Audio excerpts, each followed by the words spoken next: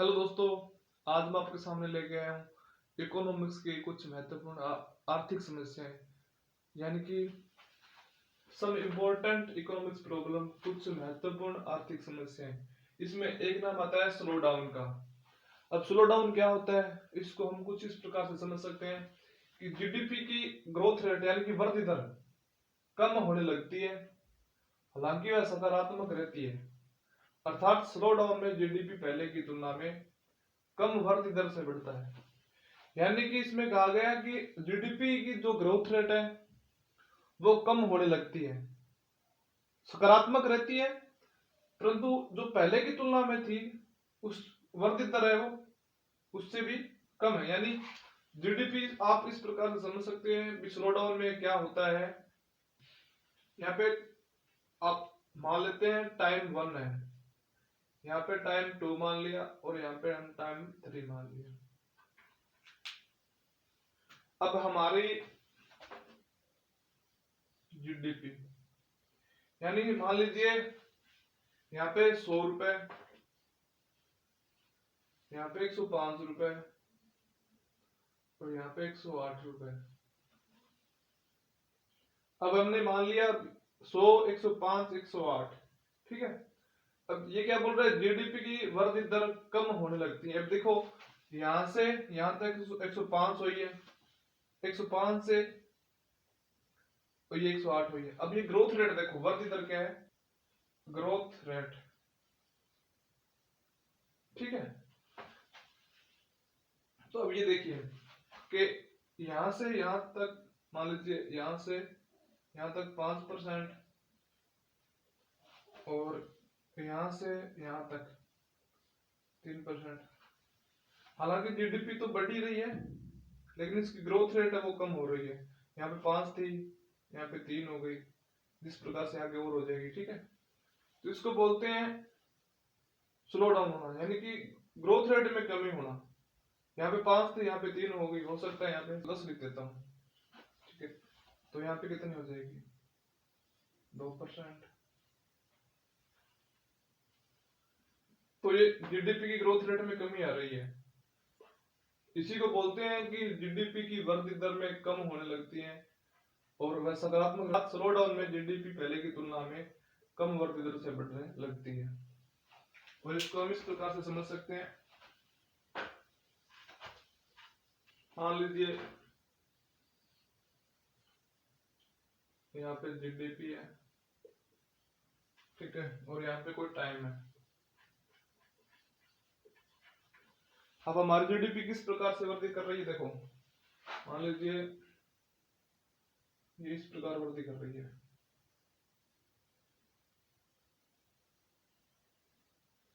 तो ये जो यहां तक है, ठीक है, इसको बोल सकते हैं हम स्लो डाउन।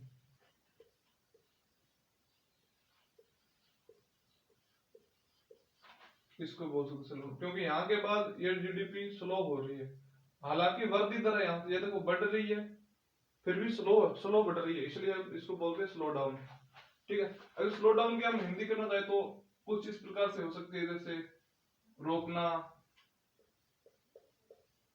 या मंद गति से चलना।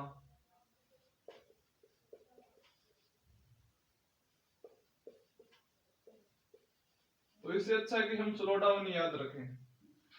उसके बाद नेक्स्ट है, उसके बाद में है कंट्रैक्शन, ठीक है। ये क्या बोलता है यदि ग्रोथ रेट, यदि ग्रोथ रेट, यदि ग्रोथ रेट, ये कंट्रैक्शन बोलता है यदि ग्रोथ रेट किसी भी तिमाही में, किसी भी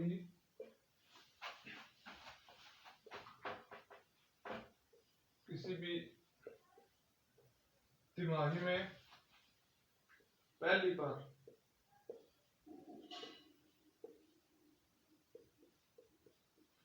नकारात्मक हो जाती है, तो इसे पहली बार नकारात्मक हो जाती है,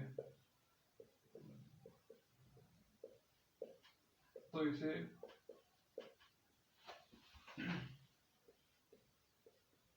कंट्रक्शन कहते हैं। यानी कि यदि जीडीपी की ग्रोथ रेट है, यदि जीडीपी की ग्रोथ रेट किसी भी पहली तिमाही में नकारात्मक हो जाती है तो उसे कंट्रक्शन कहते हैं। अब पहली तिमाही हम किस प्रकार से समझ सकते हैं, जैसे मान लीजिए ये 2022-23, ये 2022-23 और 2023-24, ठीक है। तो हम इस प्रकार समझ सकते हैं, इसको बोलते हैं, यानी जनवरी से लेकर मार्च तक 3 महीने हो गए, इसको बोलते हैं पहली तिमाही यानी कि क्वार्टर 1, ठीक है। और साल में 12 महीने होते हैं, उनको 3 माह में डिवाइड कर रखा है। तो क्वार्टर 1 है, जनवरी से आप मार्च मान लीजिए, फिर उसके बाद भी अगले 3 महीने, अगले 3 महीने, अगले 3 महीने, यानी क्वार्टर 1, क्वार्टर 2, क्वार्टर 3, क्वार्टर 4। और यहाँ पे भी क्वार्टर 1, क्वार्टर 2, क्वार्टर 3, क्वार्टर 4। किस प्रकार से हो सकते, जैसे मान लो मैंने ये लिखा है क्वार्टर 1, क्वार्टर 3, क्वार्टर 4, क्वार्टर, इधर भी क्वार्टर 1, 2, 3, 4 लिखा है। अब तिमाही कैसे हो सकती है, यानी कि जनवरी से लेकर मार्च तक 3 महीने हो गए, अच्छा है।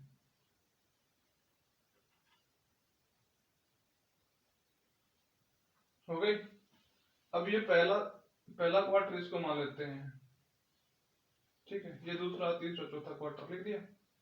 तो अगर हमारी ग्रोथ रेट नेगेटिव हो जाती है तो उसको कंट्रक्शन बोलते हैं। यानी मान लीजिए हमारा पहला क्वार्टर जिसमें नेगेटिव ग्रोथ रेट है, वो ये है, जैसे कि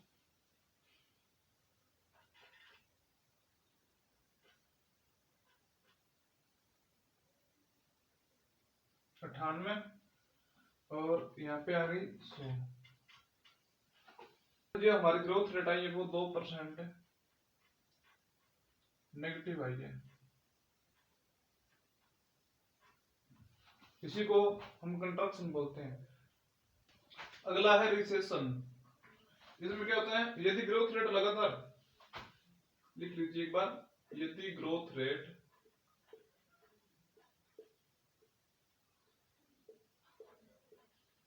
लगातार,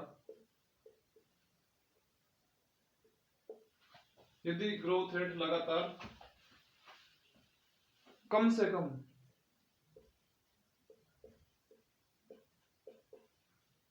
यदि ग्रोथ रेट लगातार कम से कम 2 तिमाही के लिए,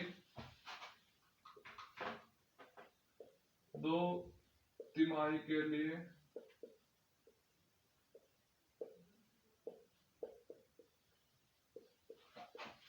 नकारात्मक हो जाए,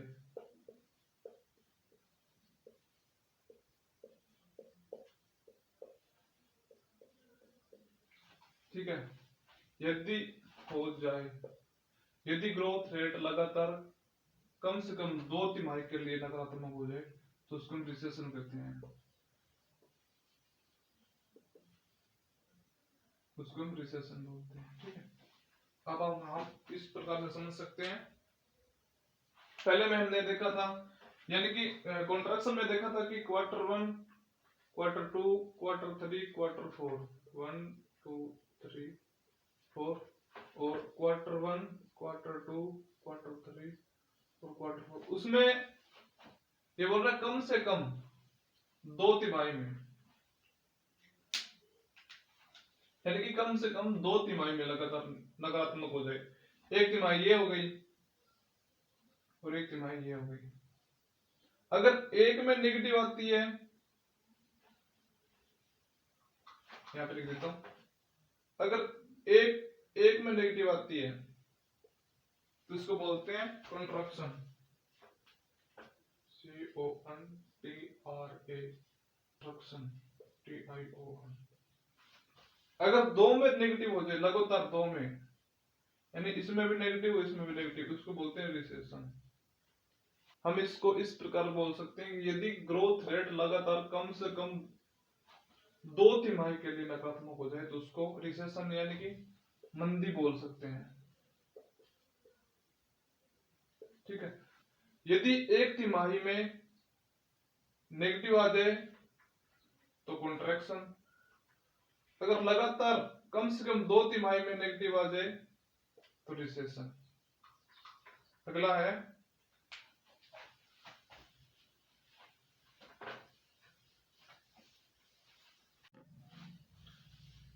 अब आता है डिप्रेशन। इसको हम इस प्रकार से समझ सकते हैं, जैसे रिसेशन में हमने देखा था रिसेशन प्लस में डिफ्लेशन, यानी कि साथ में तो मंदी आ जाए, रिसेशन यानी कि मंदी, साथ में अगर वस्तुओं की कीमत गिर जाए, वस्तु की कीमत में गिरावट।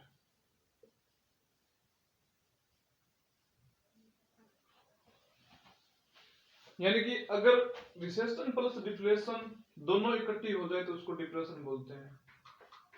यानी साथ में तो मंदी हो जाएगी, साथ में वस्तुओं की कीमत भी गिर जाएगी तो इसको रिसेशन डिप्रेशन बोलते हैं। सॉरी, साथ में अगर रिसेशन प्लस में डिफ्लेशन तो इसको डिप्रेशन बोलते हैं। यानी अगर मंदी हो जाए, क्योंकि रिसेशन में आपको पता है कि कम से कम 2 तिमाही, कम से कम 2 तिमाही में 2 तिमाही में अगर नेगेटिव हो जाए तो उसको मंदी बोलते हैं। यानी कि साथ में तो मंदी हो जाए प्लस में वस्तु की कीमत भी गिर जाए तो उसको डिप्रेशन बोलते हैं।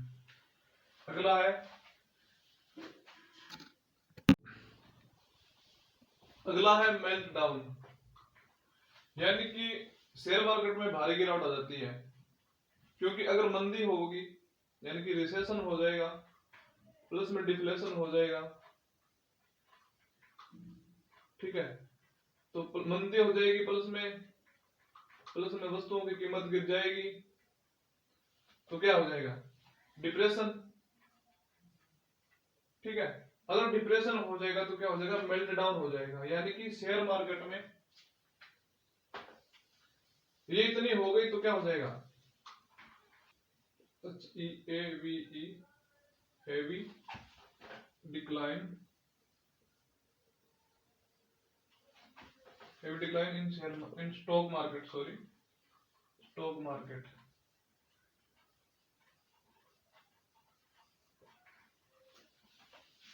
यानी कि heavy decline in stock market, यानी कि शेयर बाजार में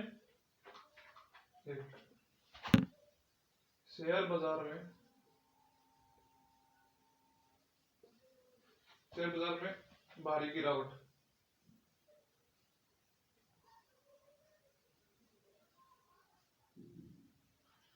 तो ये थी आज की कुछ सम इम्पोर्टेंट इकोनॉमिक्स प्रॉब्लम, यानी कि इकोनॉमिक्स की कुछ महत्वपूर्ण आर्थिक समस्याएं। ठीक है, अगर ये आपको समझ में आए तो कमेंट बॉक्स में बताएं, और हो सके तो बताएं कि अगर कोई गलती हो रही है वीडियो में तो बताएं हमें कमेंट बॉक्स में कि हाँ किस प्रकार से हम सुधार कर सकते हैं। अगर वीडियो पसंद आए तो लाइक करें, शेयर करें और चैनल को सब्सक्राइब भी कर दें। धन्यवाद।